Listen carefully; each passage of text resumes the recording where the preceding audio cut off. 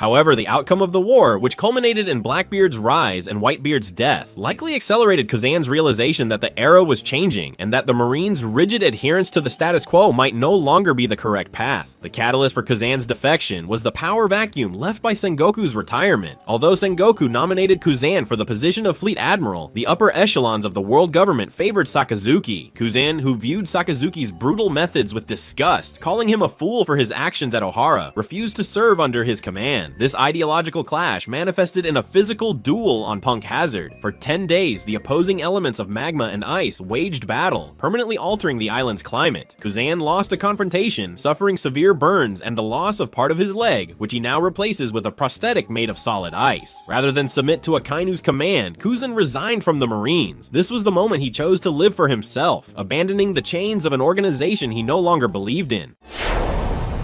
しかし青生地は赤犬の下につくことを拒否。海軍を去った。 In the post-time skip era, Kuzan emerged as a mysterious traveler, crossing the ocean on his bicycle. His reappearance on Punk Hazard to save Smoker from Don Quixote Doflamingo provided a crucial insight into his new position. Doflamingo, a Shichibukai with deep connections in the underworld, was terrified in the presence of Kuzan, correctly realizing that the former admiral had become something unpredictable. When Kuzan saved Smoker, a friend and fellow Marine who shares his aversion to corruption, he reassured him, "I'm still me." Cryptically, he explained that there are things that can only be seen when one is no longer affiliated with the Marines. This statement is the key to his alliance with Blackbeard.